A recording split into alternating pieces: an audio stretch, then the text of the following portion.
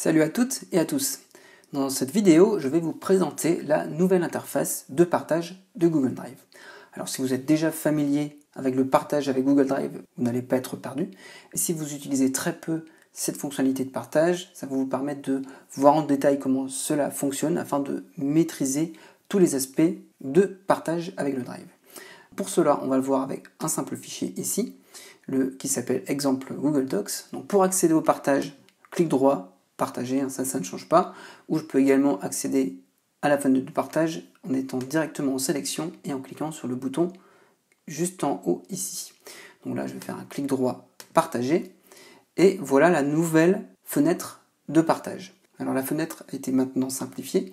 Donc si je veux partager à une personne nominativement, ça ne change pas énormément. En fait, je dois taper ici le nom des personnes ou alors du groupe de personnes auxquelles je veux ajouter les partages. Donc là, je vais simplement ajouter une personne. Voilà, Bob.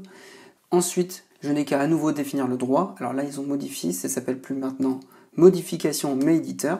Et on a le choix entre éditeur, commentateur et lecteur. Comme vous voyez, ça ne change pas beaucoup. Après, le type de droit, c'est pareil. En lecture, on peut simplement visualiser le document. En commentateur, je peux ajouter des commentaires sur le document. Et évidemment, éditeur, c'est modification. Je peux tout modifier sur le document.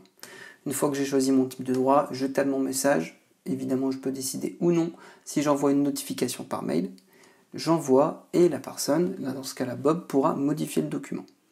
Donc je vais cliquer ici sur envoyer.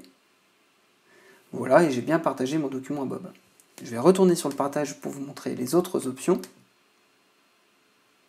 Voilà, donc on me retrouve bien ici, moi le propriétaire et Bob. Donc une fois que j'ai partagé le document à quelqu'un, je peux cliquer sur le droit de partage, modifier le droit, c'est-à-dire que le passer de éditeur en lecteur, etc. Et également, on a ici définir comme propriétaire. Auquel cas, moi ici, je vais passer en modification, vu qu'il ne peut y avoir qu'un seul propriétaire par élément dans le Drive. Ça, vous devez peut-être déjà le savoir. Autre aspect important ici, quand je partage un document à quelqu'un et que je ne touche à rien, par défaut, là, Bob peut partager à n'importe qui d'autre le document au minimum en lecture. Je peux bloquer cela, c'est-à-dire que si Bob partage à quelqu'un d'autre, je veux être notifié. Pour modifier cela, je vais aller dans les partages avancés ici avec la roue crantée. Donc avant, c'était le bouton avancé. Donc là, comme vous le voyez, par défaut, en fait, les options sont cochées, c'est-à-dire que les éditeurs peuvent modifier les autorisations et partager des documents. Donc si je veux empêcher, comme je l'ai expliqué juste avant, Bob de partager directement et être averti, je vais décocher ici.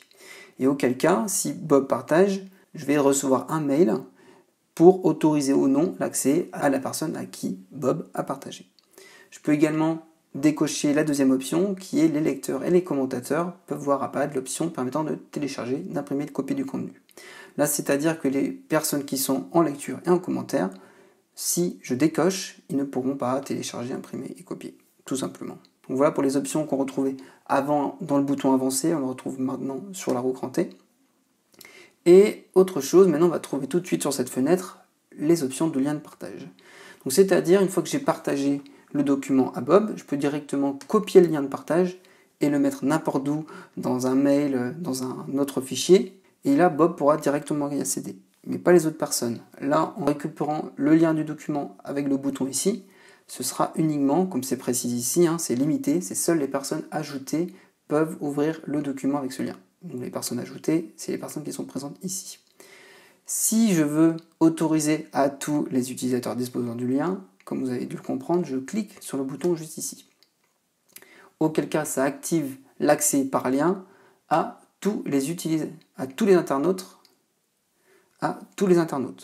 Donc c'est-à-dire, si admettons, je prends ce lien, je l'envoie par mail à Bob, Bob l'envoie à 10 personnes, les 10 personnes pourront consulter le document. Je peux aller plus loin, alors ce sera là simplement de la consultation, mais je peux très bien leur donner le droit de commentaire et d'édition sur le document. Donc là, en cochant par exemple ceci, éditeur et tous les liens, n'importe qui ayant accès au lien pourra modifier mon document. Donc là, évidemment, c'est une option qui peut être intéressante, mais ce n'est pas ce qu'on utilise le plus.